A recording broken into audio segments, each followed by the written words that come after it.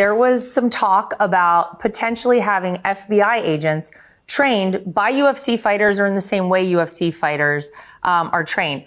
What can you tell us about that? Because that sounds very interesting to a lot of people. Yeah, well, for people that don't know, I mean, UFC fighters have been training law enforcement, military guys for years. So, when you talk about hand-to-hand combat, these guys should know jiu-jitsu and they should know, Muay Thai and all the different things that, are the basics of mixed martial arts. Everybody wants to make everything controversial. Let me tell you what, as a former law enforcement officer and someone who practiced jiu-jitsu for 7 years and Krav Maga for a few years, and I also trained in boxing and MMA and a few other arts, let me tell you what, Dana White is on point. And if you have followed my channel for any amount of time, you know I'm all for law enforcement officers from the local all the way to the federal knowing martial arts. Not wait for those who disagree, just hear me out. I know there's some police officers that disagree with me, so wait, hear me out. Officers who train martial arts overall are more confident, more capable, and more composed when they actually have to use force, and it helps prevent them at times from feeling the need to use force. Like they're so confident that people can sense their confidence and they won't have to fight. Look, Dana said it plain and simple. Martial arts training belongs in policing. And look, I haven't made this point yet, but I have to make it. It's not so officers can hurt people. Absolutely not. It's so they don't have to hurt people. Seriously, you get an officer who's well versed in, say, wrestling, jiu-jitsu.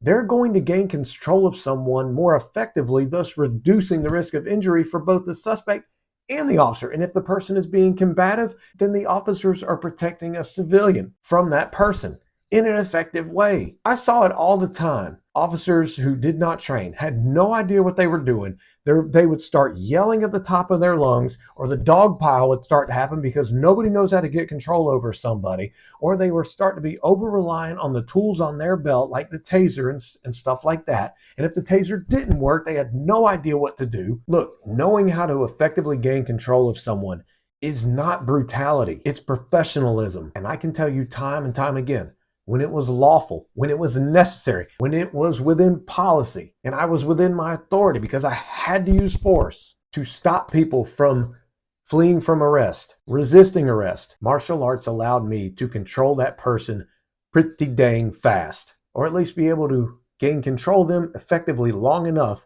before backup arrived and we could get someone handcuffed. There were a few times I couldn't get someone handcuffed. I just had to maintain a good control of them and wait for backup. But here's the truth that a lot of law enforcement people just aren't going to say, and that is officers are not trained well enough in defensive tactics, in martial arts. They're just not. And it's one of those things, if you don't practice it, you're going to have to think about what to do. And chances are, by the time you've thought about what to do, guess what? It's too late. Certain things have to be instinctive, just like other skills in law enforcement. So here are 3 big reasons, in my opinion, that every single police officer should train, and we should fulfill the common sense obligation that Dana White was talking about, and that is confidence under pressure. I've already touched on it a little bit. When you know how to fight, when you have to fight, you don't have anything to prove because you know what to do. Your chances of panicking basically become 0, and you de-escalate better, and that is right. As use of force instructor, former law enforcement major, Dr. Travis Yates pointed out in a previous video I did with him,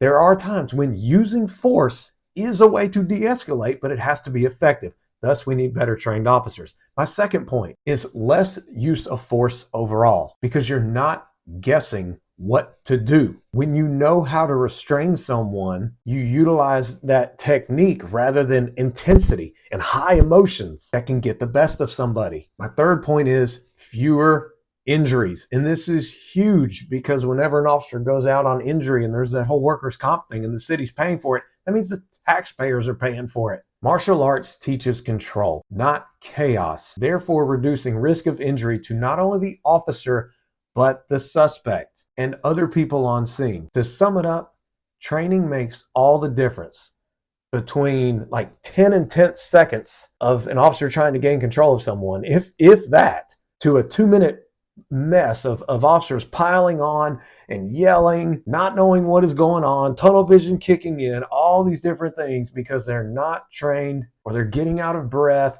stuff like that. So I know I could go on and on and on. And I'm sure I've come across as judgmental to many, many people, but I encourage every single police officer, every single state officer, every single federal officer, if you're interacting with the public at some point, going after a wanted suspect or going into a store to catch a larceny suspect, whatever the case is, any officer that could be in a situation where they just might have to apply use of force, it is so worth investing your own time and your own money into training. You can't rely on the department that will do their annual training and you take a few hours of control and restraint techniques and then you don't train it until the next hour. Look, in law enforcement, you train case law, you train firearms, you train policy, train driving, train communication skills, train interview and interrogation skills. But way too many departments, way too many officers, in my opinion, are disregarding the absolute necessity to train martial arts that can be effective for the job. Because every single officer, particularly ones who work in busy areas, are going to get into a fight at some point. You're going to have to go hands-on. And therefore, I encourage all of you to make training part of your lifestyle, like a mentality and the way you live. And if you're a leader at a department or at an academy, make sure that there's very effective training. But I get it. If you're a law enforcement officer and you're watching me right now and you're thinking, I'm too busy, I'll start later, you can't afford to wait. You owe it to your future self, your career, and the community you serve. Bottom line, you can't always rely on the taser. And plus, when you do end up training martial arts, particularly at a very good school, whether it be a jiu-jitsu school, MMA school, Krav Maga school, if there's an actual Krav Maga instructor who is very good at what they do and they know exactly how police can apply some of the techniques taught there, that's a different topic in and of itself.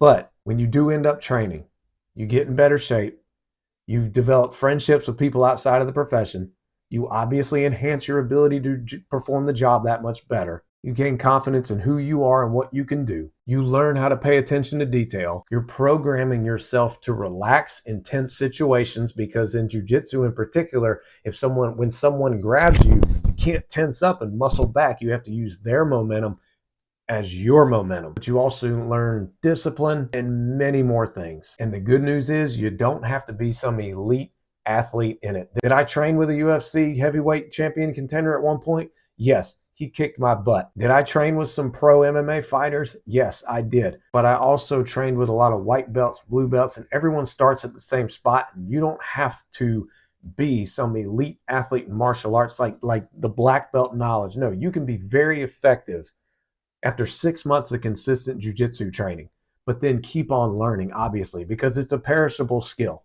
So drop your comments below. We have to open up this discussion. And I encourage officers to train. I look forward to talking to you again in another video. Click right here for your next video. I'll talk to you soon.